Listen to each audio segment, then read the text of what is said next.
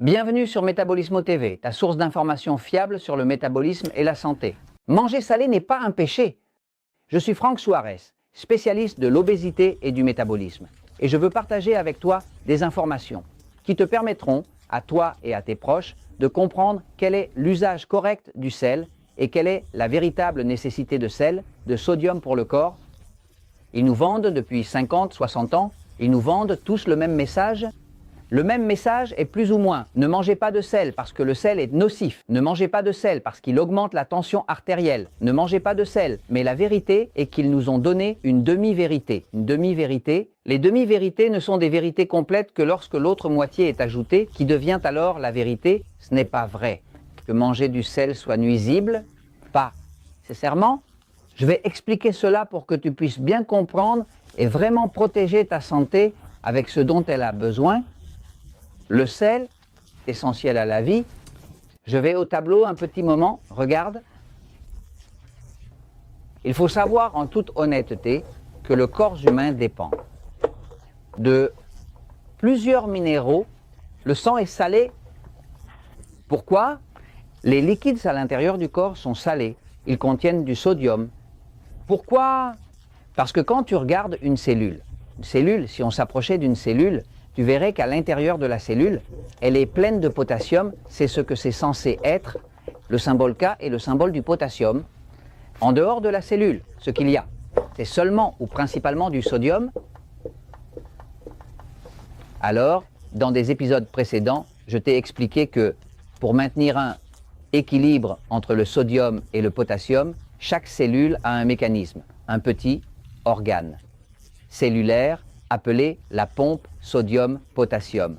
La pompe sodium-potassium est une partie qui se trouve dans la membrane de la cellule et qui fait que si du sel, du sodium entre ici, elle le sort, et si du potassium est à l'extérieur, elle l'introduit. Cela veut dire que ce que fait la pompe sodium-potassium quand elle fonctionne bien, c'est qu'elle fait entrer le potassium à l'intérieur et sortir le sel à l'extérieur. Elle fait entrer le potassium à l'intérieur et sortir le sel à l'extérieur. Et de cette façon, elle maintient l'équilibre interne. Les cellules doivent être en équilibre car pour qu'une cellule puisse créer de l'énergie, elle a besoin à la fois de sodium et de potassium.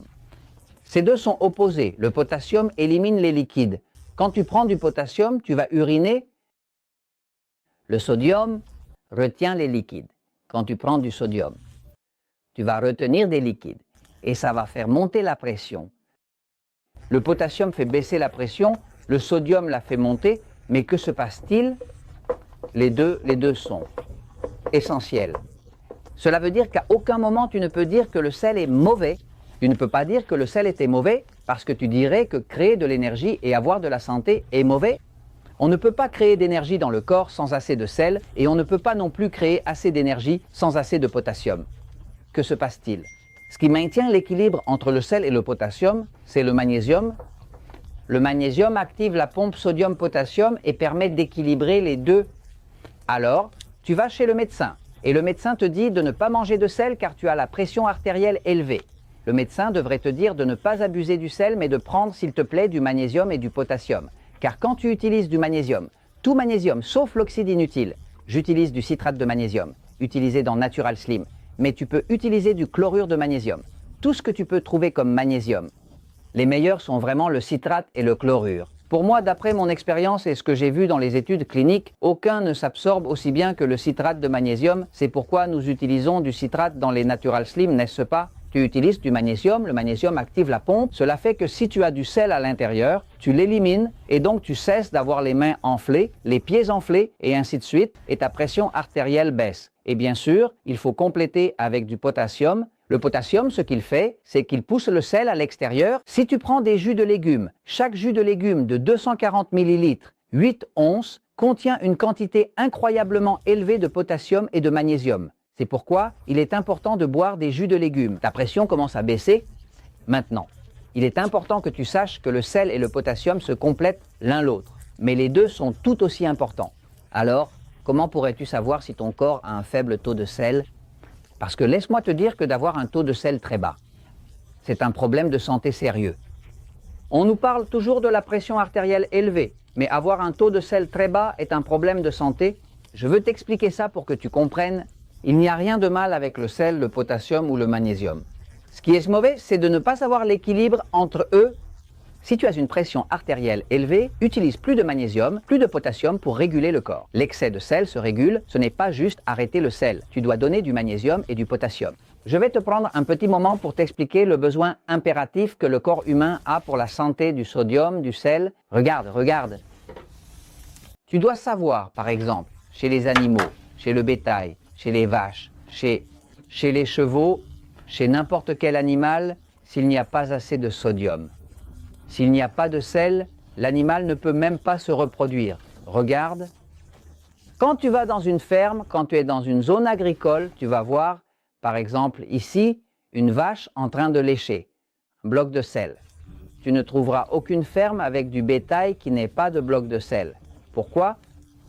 Parce que quand l'animal lèche, il passe sa langue sur le bloc de sel, il acquiert le sodium, et ce sodium est ce qui permet à cet animal d'avoir l'énergie de la cellule, c'est ce qui lui permet d'avoir un équilibre. Sans sodium, il n'y a pas de vie, tout comme sans potassium, il n'y a pas de vie non plus. Maintenant, je vais te montrer ici un cheval. Les chevaux ont aussi des blocs, on leur met des blocs de sodium, de sel, pour que l'animal les lèche, et il peut avoir son sel parce que sinon, il va tomber malade. Ici, tu vois des blocs de sodium. Ce sont des blocs que tous les agriculteurs, toutes les personnes qui élèvent des animaux ont. Ce sont des blocs de sel solides et ils les accrochent et les mettent dans les endroits où les animaux pestent et les endroits que les animaux fréquentent, parce qu'ainsi, l'animal va naturellement y aller et les lécher. Et donc, il satisfait son besoin de sodium. Regarde, quand le corps d'un humain est bas en sodium, on appelle cela l'hyponatrémie, natrémia. Natre signifie sodium en grec, donc l'hyponatrémie signifie un faible taux de sodium. Ok, quand le corps est très bas en sodium, il va commencer à avoir de l'anorexie. C'est ce désir de ne pas manger. Cela arrive beaucoup aux personnes âgées. Il va avoir de la léthargie, une léthargie telle qu'il ne peut pas mener sa vie. Il va avoir de l'apathie. La personne qui ne se soucie de rien, rien ne lui sert. Elle va commencer à avoir des nausées. Beaucoup de nausées sont dues à un manque de sodium. Elle va avoir de la désorientation. Elle va avoir de la dépression et elle va avoir des problèmes reproductifs.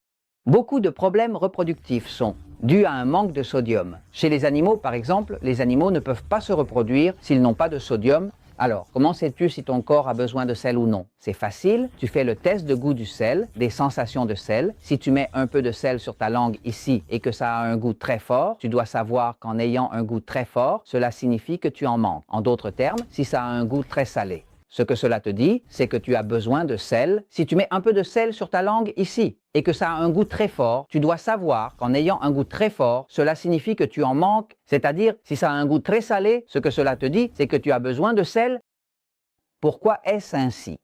Parce que le corps, dans sa très grande sagesse, et le système nerveux, quand le corps est particulièrement bas en ce minéral, si essentiel et important que le sodium, ce que le corps fait, c'est qu'il augmente la puissance de perception des sens du goût. C'est salé, le corps manque de sel. Si ça n'a pas de goût avec du sel, c'est plein. C'est que le corps est bas en sel. Il en a besoin. Maintenant, passons à l'inverse. Quand tu goûtes quelque chose et que tu y mets un peu de sel et que ça n'a presque pas de goût, que cela signifie que c'est plein. Quand le corps est plein, le système nerveux fait le contraire. Il éteint la sensation. C'est une partie du design divin de essentiellement activer les sens de ce qui manque le plus et d'éteindre les sens de ce qui est en excès. Donc fondamentalement, si ton corps te demande toujours du sel, tu peux pratiquement le calculer que ton corps est bas en sel, mais assure-toi toujours d'avoir du magnésium et du potassium. C'est ce qui est important, parce que le jeu entre le sel et le potassium est un jeu d'équilibre. Tu me suis? Ne pars pas avec l'idée que manger du sel est un péché qui fait du mal, qui augmente la pression. Non, non. Si tu as la pression artérielle élevée et ton corps retient du sel, il manque du magnésium et du potassium. Donne du magnésium et du potassium. Tout se rééquilibre. Et tout cela, je te le dis, parce que la vérité triomphe toujours.